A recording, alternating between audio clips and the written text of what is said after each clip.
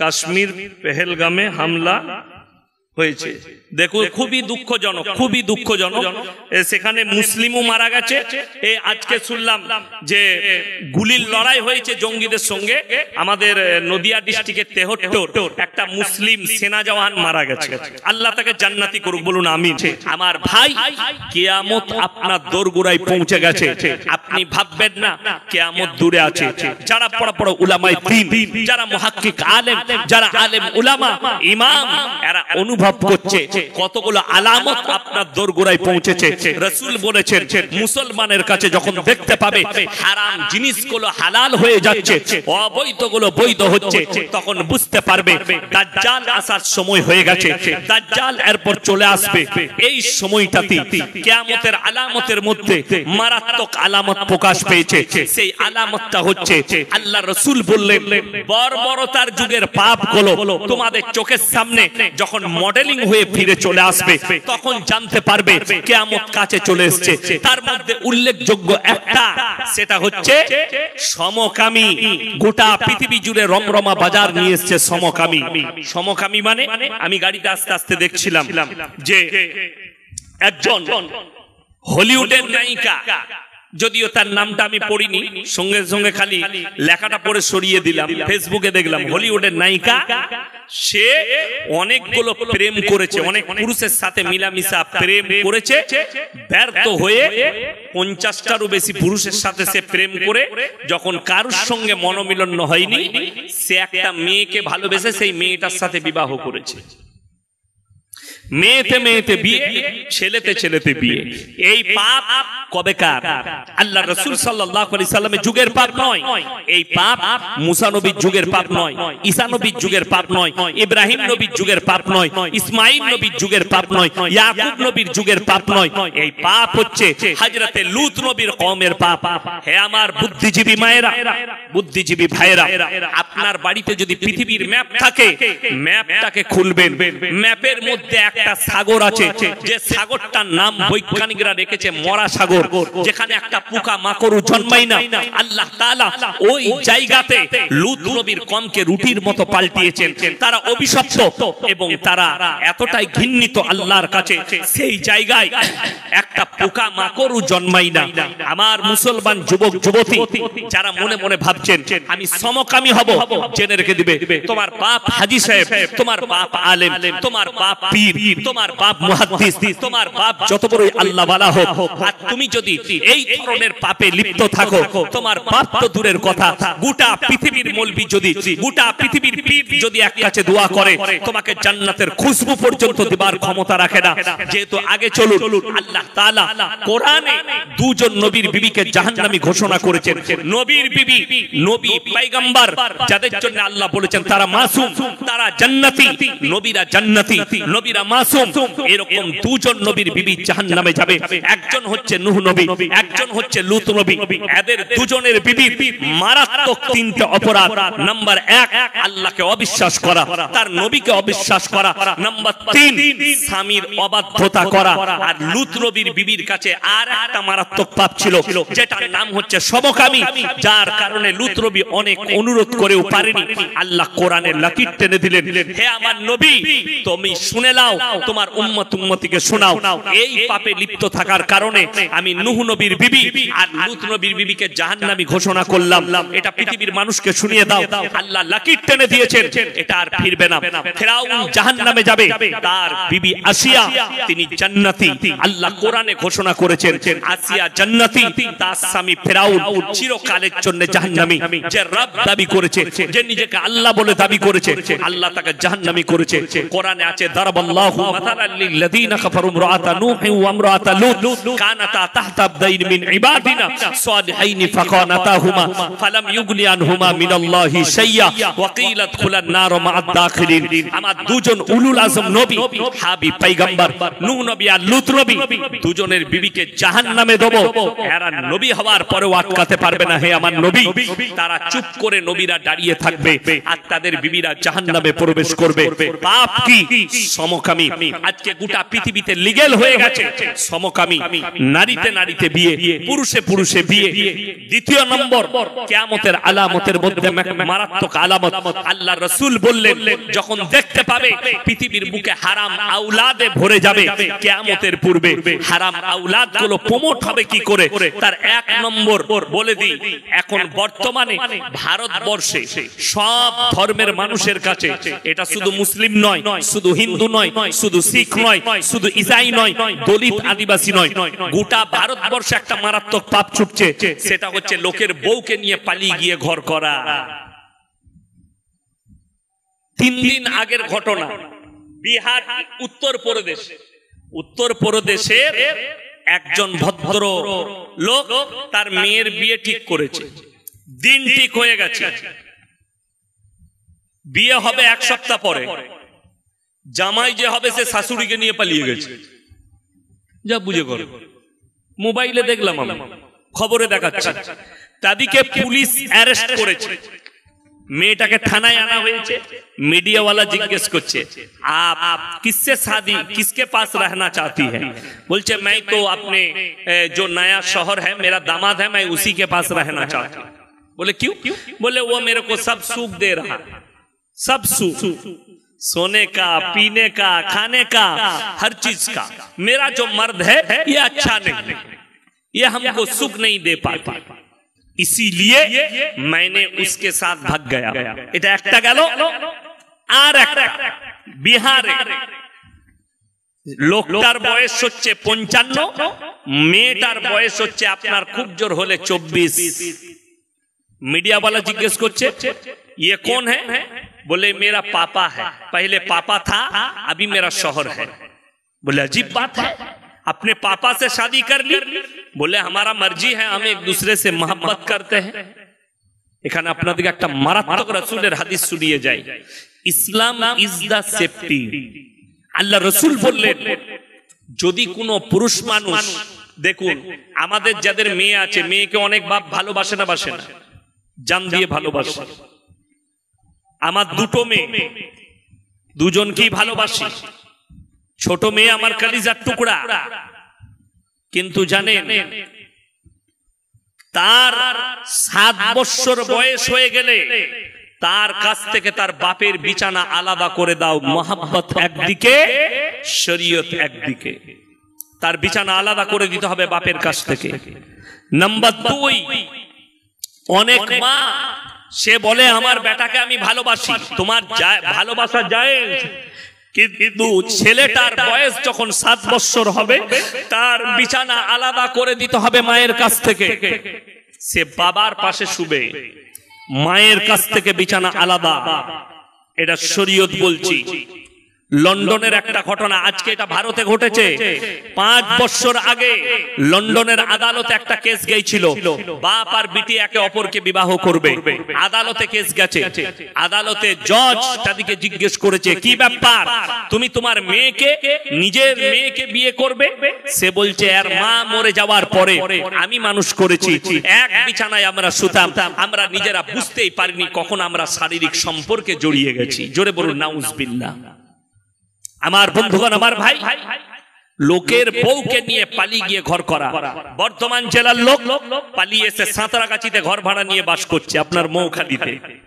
লোকের ঘর ভাড়া নিয়ে লোকের বউকে নিয়ে পালিয়ে এসে বাস করছে। মৌখালীর লোক মনে করছে এত বড় অলি তো দেশে নাই।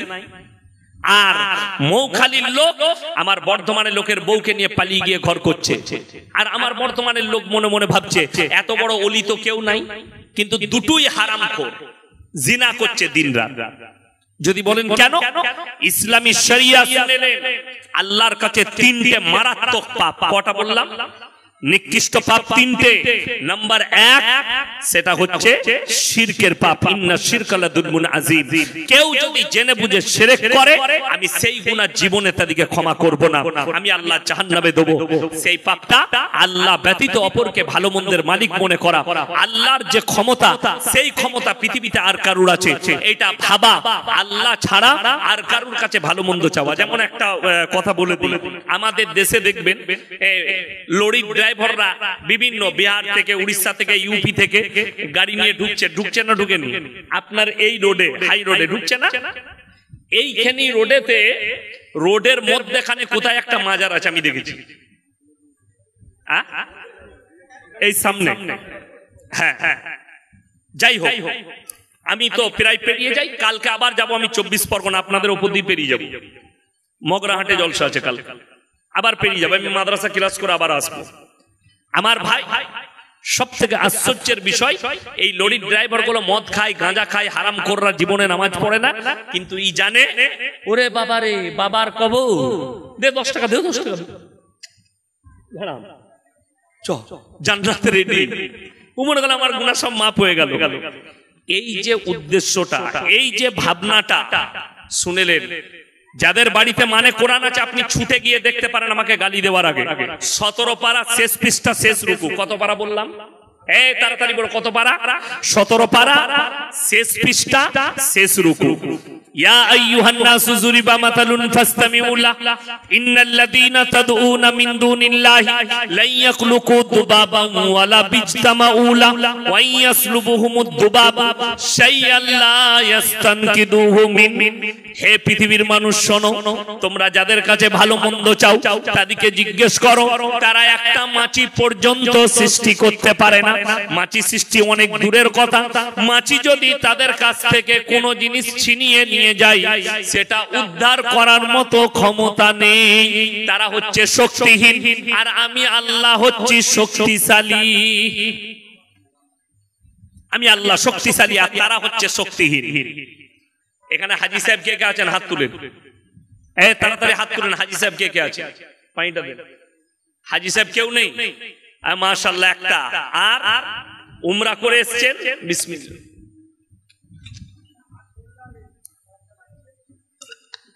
আচ্ছা, একজনকে আমি সামনে পেয়েছি মাশাআল্লাহ। মক্কা থেকে মদিনা, মক্কা থেকে কোথা বললাম? মদিনা।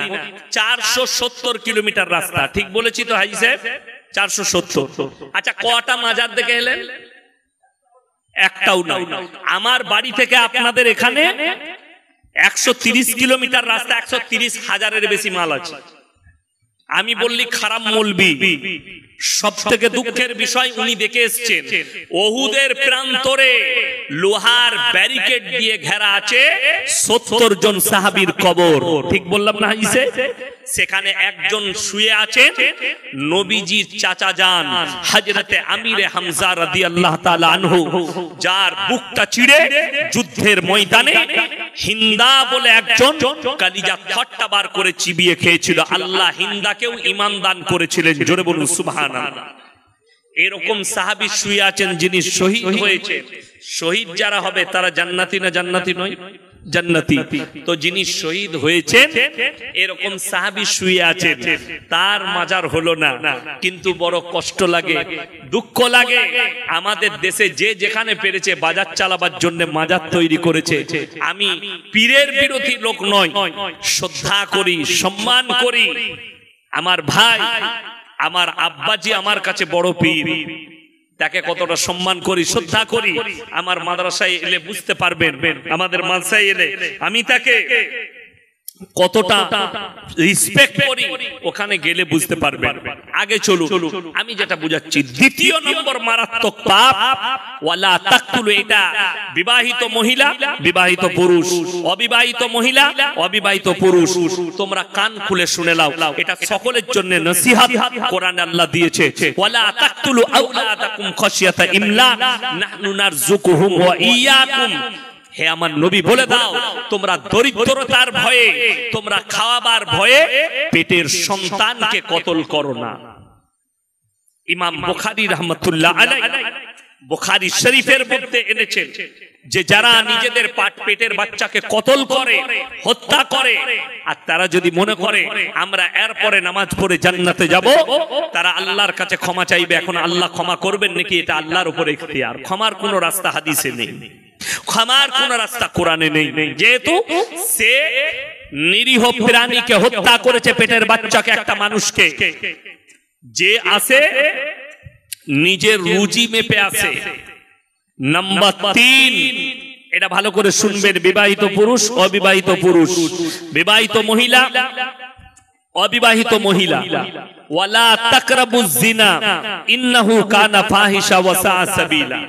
ব্যভিচার করা তো দূরের কথা, যে রাস্তায় ব্যভিচার হয় সেই রাস্তার ধারে পাশে তোমরা যাতায়াত করো না। এইটার সম্পর্কে ইমাম বুখারী রাহমাতুল্লাহ আলাইহি বুখারী শরীফের মধ্যে এনেছেন হাদিসটা, যে আল্লাহ রাসূল সাল্লাল্লাহু আলাইহি সাল্লাম এর শাস্তি ঘোষণা করেছেন যে কোনো যদি বিবাহিত মহিলা, কোন যদি বিবাহিত পুরুষ তারা যদি পরকিয়া করে, আর যদি দেশের আইন শরিয়া যদি ইসলাম হয়, যদিও আমরা যে দেশটাই বাস করছি এটা ভারতবর্ষ, ভারতের কোর্ট আছে, বিচার ব্যবস্থা আছে, সব আছে, কিন্তু যদি ইসলামী শরিয়া হয়, ইসলামী আইন থাকে, তাহলে তাকে হত্যা নয়, জনসমক্ষে নিয়ে এসে তাকে পাথর মেরে মেরে কষ্ট দিয়ে তাদের দুজনকে হত্যা করতে হবে।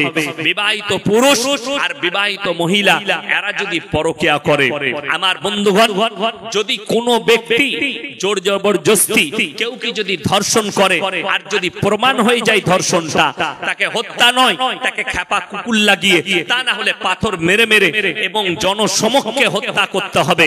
তাকে পাথর মেরে মেরে এবং তাকে খেপা কুকুর লাগিয়ে ছিঁড়ে খাইয়ে দিতে হবে।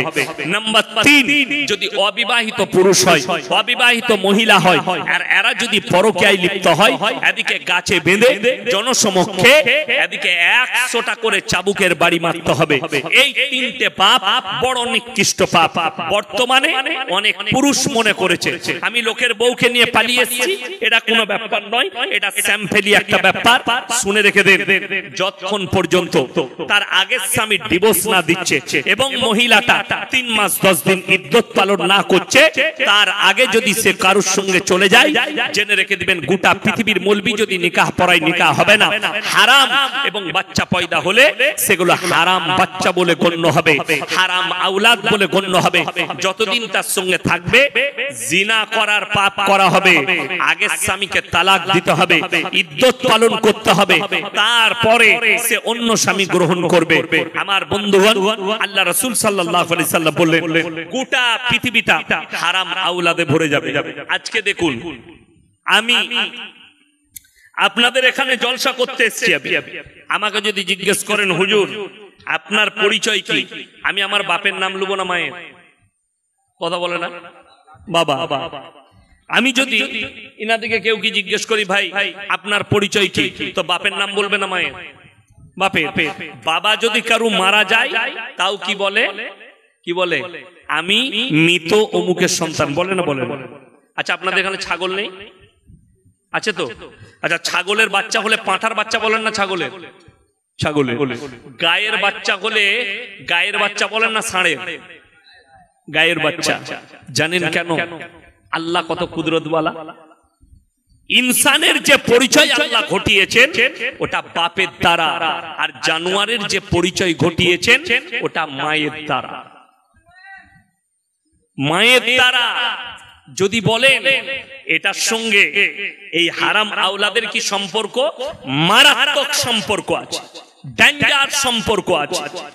ইমাম আবু হানিফা রাহিমাহুল্লাহ, যুগের শ্রেষ্ঠ ইমাম, তার কাছে একদল মহিলা এসে প্রশ্ন ছুড়ে দিলেন, হে যুগের ইমাম, আপনি বলুন একটা পুরুষ ইসলামী শরীয়তে 4টা বিয়ে করতে পারে, কিন্তু একটা মহিলা কেন 4টা স্বামী রাখতে পাবে না?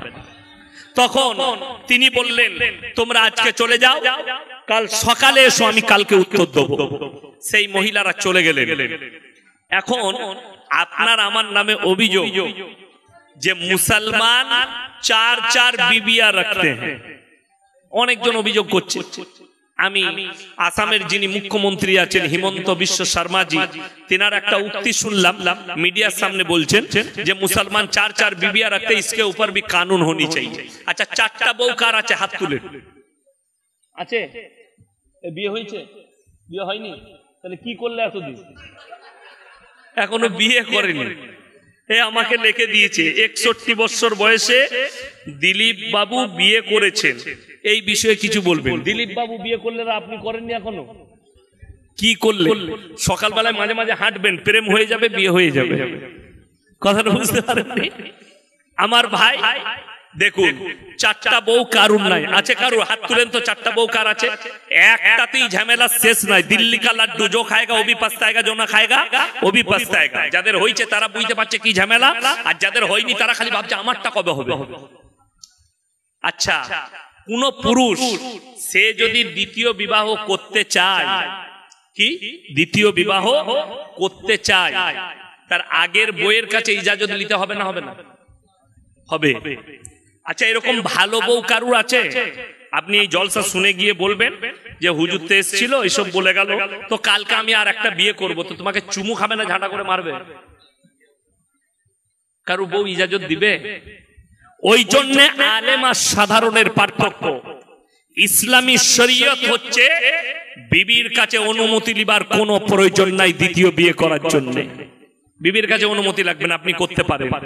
অনেকজন মনে মনে ভাবছে এতদিনে একটা ভালো হুজুর পেয়েছি, কাল কি করব, তুইও মার খাবি আমিও খাবো। এটার মানে ওইটা নয়। চারটা বিয়ে করা অনুমতি আছে, কিন্তু শর্ত সাপেক্ষ। আপনাকে প্রয়োজন মোতাবেক। যেমন একটা বলে দিই, আপনি যদি দ্বিতীয় বিবাহ করতে চান, আপনার প্রয়োজন পড়ে, সর্বপ্রথম আপনার দিলকে জিজ্ঞেস করুন, যদি দুটো বিবিকে সমান চোখে দেখতে পারো তবেই তুমি বিয়ে করতে পাবে। যদি তোমার মনে সন্দেহ থাকে দুটো বিবিকে সমান চোখে দেখতে পারবো না, তোমার জন্য একটাই বিবি যথেষ্ট। কটা বললাম? একটাই যথেষ্ট। এরপর সময় পরিস্থিতি কি, ডাক্তারে বলেছে তোমার আর বাচ্চা হবে, আপনি বংশ বিস্তারের জন্য দ্বিতীয় বিবি গ্রহণ করতে পারেন। বর্ধমানে আমার একজন বন্ধু আছেন, খুব ভালো অন্তরের বন্ধু একদম, নাসির ভাই। আমি সময় পেলে, যখন জলসা থাকে না, আমি মাঝে মাঝে চা খেতে যাই। বড় নার্সিংহোম আছে বর্ধমান টাউনে, আশা নার্সিংহোম, আমার খুব কাছের মানুষ। আজকেই জোহরের পরে ফোন করেছিলেন আমাকে যে ভাই একটা মাসলা জানতে। কি, একজন ভদ্র মহিলা এসেছেন মুসলিমদের, তো ডাক্তারে বলে দিয়েছে তার স্বামীর বাচ্চা হবে না, প্রবলেমটা স্বামী। এখন সে কি টেস্ট টিউব বাচ্চা নিতে পারে, মেশিনের বাচ্চা? আমি বললাম জায়েজ আছে, তবে বীর্যটা স্বামীরই হতে হবে, স্ত্রীর এবং স্বামীর দুজনের বীর্য হতে হবে। দুজনের মধ্যে একজনের বীর্য যদি আলাদা হয়, ইসলামী শরীয়তে বাচ্চাটা হারাম বাচ্চা, অবৈধ বাচ্চা। এইটা হচ্ছে মাসলা, এটা হচ্ছে ফতোয়া। মেশিনের বাচ্চা আধুনিক যুগ, টেকনোলজির যুগ, আপনি নিতে পারেন যদি আপনার এই দিকে বাচ্চা না হয়। কিন্তু মাথায় রাখতে হবে ইসলামী শরিয়া হচ্ছে যে বীর্যটা স্বামী স্ত্রী উভয়ের হতে হবে, দুজনের মধ্যে একজনেরটা যদি আলাদা হয় জায়েজ হবে না। এরপর আপনি কি করবেন? সে বললে কি করব? আমি বললাম তোমার বোনের বাচ্চা নিয়ে মানুষ করো, কোন এতিম বাচ্চা নিয়ে মানুষ করো। কেউ বাচ্চা ফেলে দিয়ে চলে যায় অনেক সময় হসপিটালে, নিয়ে নাও। আমাদের বর্ধমানে ঘটনা ঘটেছে, আমাদের কাছের মানুষ একজন বাচ্চা হতে এসছে বিহার থেকে বাচ্চা হতে বর্ধমান টাউনে এসছে ডেলিভারি। তো তার শ্বশুর ঘরের লোক বলেছে তার দুটো মেয়ে আছে, তৃতীয় নম্বর মেয়ে হলে সেই মেয়েকে তারা নিবে না। কতটা নিষ্ঠুর বুঝলেন সময়। তো আল্লাহর কি কুদরত, তার তৃতীয় নম্বরটাও মেয়ে হয়েছে। তো একজনের বাচ্চা হয়নি, সে দেখলে হারাম পদ্ধতিতে যাব না, তারা বাচ্চাটা নিয়ে নিয়েছে। বাচ্চাটা মানুষ করছে, এখন বাচ্চাটা অনেক বড় হয়ে গেছে, অনেক সুন্দর কথা। আমি একদিন কথা বললাম, আমাকে বলছে ভালো আছেন, আপনি খাবেন, চকলেট খাচ্ছে, আমি বললাম আমাকে দাও, বলে আপনি নিবেন, এত সুন্দর কথা বলছে। তো এই বাচ্চা ছেলেটাকে মানুষ করছে, এইটা জায়েজ আছে, আপনি মানুষ করতে পারেন। কারো বাচ্চা নিয়ে, ভাইয়ের বাচ্চা, বোনের বাচ্চা, ফুপুর বাচ্চা কিংবা কোনো এতিম বাচ্চা আপনি নিয়ে মানুষ করতে পারেন। এরপর অনেকজনের প্রশ্ন থাকবে যে আমি যে কোনো ধর্মের একটা শিশু বাচ্চা নিতে পারি। অবশ্যই আপনি নিতে পারেন, কোনো অসুবিধা নেই। আপনি যে কোনো ধর্মের মানুষের বাচ্চা আপনি নিয়ে মানুষ করতে পারেন। এরপর সে আপনার নাসলে চললে ভালো, আপনি তাকে তারবিয়ত দিবেন ইসলামের, সে ইসলাম পাবে। আর যদি আপনি তাকে না দিতে পারেন, সে তার বিচার আল্লাহ করবেন। পরবর্তীতে আমার ভাই, সকাল বেলায় মহিলারা আসবেন, রাতের বেলায় ইমাম আবু হানিফা রাহিমাহুল্লাহ বাড়িতে খানা খেতে বসলেন। এমন সময় তার মেয়ে তাকে জিজ্ঞেস করলেন, আব্বা আপনি যে এত পেরেশানির মধ্যে আছেন, আপনাকে দেখে মনে হচ্ছে আপনি কোনো টেনশনে আছেন। বললে, হ্যাঁ মা, আমাকে মহিলারা প্রশ্ন করেছে, আমি উত্তর দিতে পারিনি। কি, একটা পুরুষ 4টা ইসলামী শরীয়তে বিয়ে করবে, একটা মহিলা কেন পাবে না? বলে, এক কাজ করুন, কালকে সকালে মহিলাগুলোকে আমার কাছে পাঠান। বললে, পারবে? বলে, হ্যাঁ আমি উত্তর দেবো, বিসমিল্লাহ। বললে, তাহলে ঠিক আছে। সকালবেলায় মহিলারা হাজির। বললে, তোমরা আমার মেয়ের কাছে চলে যাও, তোমাদের উত্তর রাখা আছে। মহিলারা চলে এলো। তিনি বললেন, শোনো, তোমরা সবাই বসে যাও। সবারই হাতে একটা করে বাটি ধরিয়েছে, কটোরা। আর বললে, পর্দার আড়ালে যাও, নিজের নিজের স্তন থেকে অল্প করে দুধ বের করে নিয়ে এসো। প্রত্যেকটা মহিলা দুধ বার করে এনেছে। সেই যুগটা কিন্তু টেকনোলজির যুগ ছিল না, সায়েন্সের যুগ ছিল না। দুধগুলোকে একটা ডিব্বার মধ্যে ঢেলে দিলেন, সব দুধ মিক্স হয়ে গেল।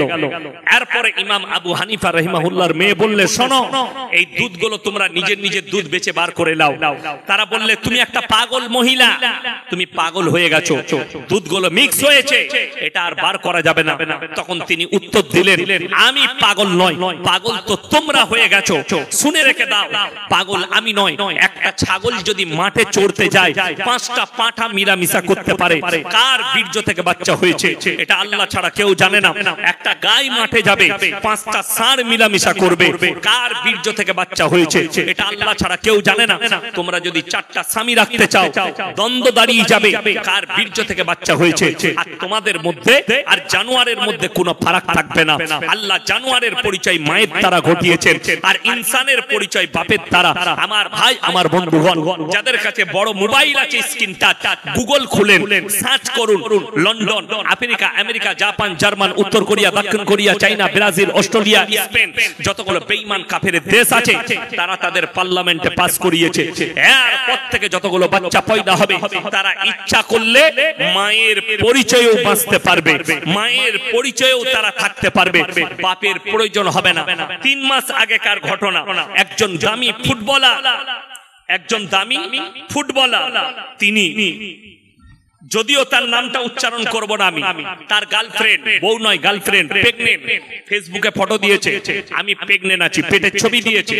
তার ওই ফুটবলার বয়ফ্রেন্ড ফেসবুকে নাম পোস্ট করছে, 2টো নাম লিখেছে, বেটা ছেলে হলে এই নাম রাখবো, মেয়ে হলে এই নাম রাখবো।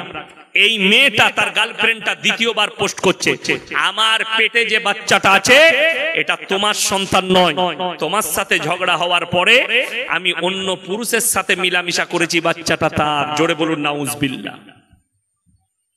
হারাম আওলাদ ইসলামী শরীয়তে কিয়ামত পর্যন্ত হারাম থাকবে, আর হারাম বাচ্চাগুলো এইভাবে প্রমোট হবে।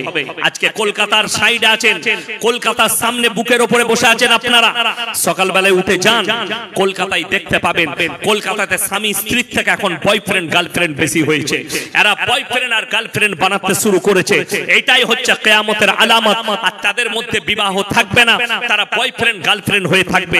বাচ্চা হবে, বাপের প্রয়োজন হবে না, তারা মায়ের পরিচয়ে বাঁচবে। বাপের কোনো পরিচয় থাকবে না। এটা গোটা পৃথিবী জুড়ে ছড়িয়ে পড়বে। কিয়ামতের মারাত্মক আলামত, কিয়ামত আসার পূর্বে গোটা পৃথিবীতে হারাম আওলাদে ভরে যাবে। যাদের মনে মনে হচ্ছে ইসলাম মিটে যাবে, তারা শুনে যান, আল্লাহ তাআলা, রাসূল সাল্লাল্লাহু আলাইহি সাল্লাম হাদিস বর্ণনা করেছেন, কিয়ামতের পূর্বে খোরাসান থেকে একটা দল বের হবে। প্রথমে মুসলমানরা মনে করবে, পৃথিবীর মানুষ মনে করবে ইসলাম বিনাশ হয়ে যাচ্ছে, ইসলাম শেষ হয়ে যাবে।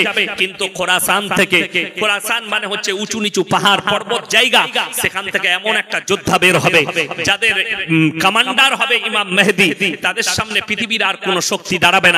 তারা অত্যাধুনিক অস্ত্র দিয়ে যুদ্ধ করতে শুরু করবে। তারা গিয়ে আল আকসাই ঝান্ডাটা গাড়বে। আল আকসাই ঝান্ডা গাড়ার পরে গোটা পৃথিবীতে ইসলাম প্রতিষ্ঠিত হয়ে যাবে। মুসান্নাফ ইবনে আবু শাইবার হাদিস, রাসূল বর্ণনা করলেন, তোমরা দেখতে পাবে গোটা পৃথিবীতে মসজিদগুলো নামাজিতে ভরে যাবে। জোরে বলুন সুবহানাল্লাহ। কিন্তু রাসূল আবার বললেন, সেই নামাজিগুলো হবে সুদখোর নামাজি, হারামখোর নামাজি। মুমিন ব্যক্তি তখন খুঁজে পাওয়া মুশকিল হবে। 1 নম্বর, 61 বছর বয়সে দেখুন দিলীপ বাবু বিয়ে করেছেন, এটা কোনো ভুল কাজ নয়।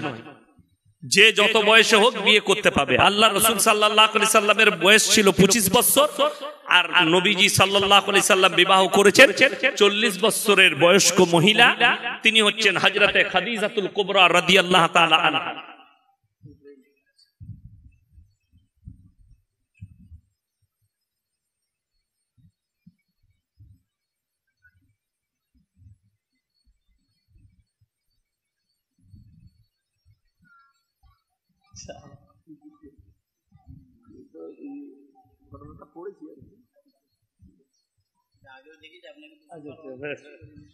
সিদ্দিকুল্লাহ চৌধুরীর বিরুদ্ধে অনেকে বলছেন, এই বিষয়ে কি আপনি বলবেন? দেখুন, ওনারা বড় আলেম পদে আছেন। সিদ্দিকুল্লাহ চৌধুরীর বিরুদ্ধে কে কি বলছে জানি না। এখন মুসলমানদের একতার প্রয়োজন আছে। মসজিদ দেওবন্দীদের ভাঙুক, আর ফুরফুরার ভাঙুক, আর আহলে হাদিসের ভাঙুক, আর বেরেলির ভাঙুক, মসজিদ আল্লাহর ঘর, ঠিক কিনা কথা বলে? কবরস্থানে আমাদের মুসলমান ভাই মা বোনকে আমরা কি করি? শোয়াই না শোয়াই না? শোয়াই তো। তাইলে সবাই মুসলিম। তাইলে এখন আমাদের কাজ হচ্ছে ঐক্য এবং মিল মহব্বত, এবং এই বিলটা যাতে প্রত্যাহার হয় তার একটা কর্মসূচি শান্তিভাবে নেওয়া। আমি এর আগের জলসায় আমার বয়ান বেরিয়েছে যে আমি আগেও বললাম জলসার আগে, ইস ঘর কো আগ লাগি ঘর কি চিরাগ সে, আমরা নিজেদের ঘরে আমরা নিজের আগুন ধরাচ্ছি, এটা মাথায় রাখবেন। কেউ কেউ কি গালি না দিয়ে সব থেকে বেটার হচ্ছে বসে ফয়সালা করা, ডাইরেক্ট কথা বলুন। ফেসবুকে গালি দেওয়া খুব সহজ, আমি দেখলাম অনেকজন ফেসবুকে গালি দিচ্ছে। যে কোনো আলেমকে, আপনার ইমামকে আপনি পেছনে গালি দিতে পারবেন, সামনে পারবেন? পারবেন না। সামনে গালি দেওয়া আর পেছনে গালি দেওয়া, যারা ফেসবুকে গালি দিচ্ছেন গালি দিবেন না, আপনি নিজের ক্ষতি করছেন। গালি কেন দিবেন? তিনি ভুল করেছেন, তিনাকে ডাইরেক্ট ফোন করুন, তিনার ফোন আছে, তিনার পিএ আছে, আপনি ফোন করুন, খোঁজলেন, জমিয়তের আরো কর্মী আছে, খোঁজলেন। এটা আল্লাহ তার পরিবারকে সুখী করুক, তার পরিবারের শান্তির কামনা করছি। আল্লাহ সবরে জামিল দেখ, এবং আমার ওই সেনা জওয়ান ভাইকে আল্লাহ জান্নাতি করুক, তার কুরবানিকে আল্লাহ কবুল করুক। দেশের জন্য প্রাণ দিয়েছে, তিনাকে আল্লাহ শহীদের মর্তবা দেয়। ওয়াকফ নিয়ে প্রতিবাদ করা যাবে? ভারতে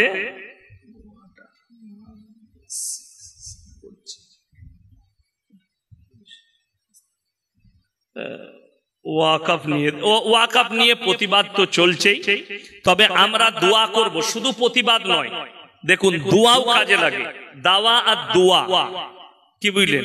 আপনি দোয়া করুন যে আল্লাহ তাআলা যারা ইসলামকে মিটাতে চাইছে, মাদ্রাসা মসজিদকে মিটাতে চাইছে, আল্লাহ এদেরকে ধ্বংস করে দেখ, বলুন আমিন। আল্লাহ এদেরকে যদি ঈমান থাকে ঈমান দাও, তা না হলে ধ্বংস করে দাও। তবে একটা কথা মাথায় রাখেন, ওয়ালান তাজিদা লিসুন্নাতিল্লাহি তাবদীলা, কিয়ামত পর্যন্ত কোরআনের একটা জের জবরকে পরিবর্তন করার ক্ষমতা পৃথিবীর কোনো শক্তির নেই, আর কোরআনকেও কেউ মিটাতে পারবে না। ইন্না নাহনু নাযালনা যিকরা ওয়া ইন্না লাহুল হাফিজুন। আমি এই কোরআনকে অবতীর্ণ করেছি, কোরআনের হেফাজতের দায়িত্ব আমি আল্লাহ নিজে নিয়েছি।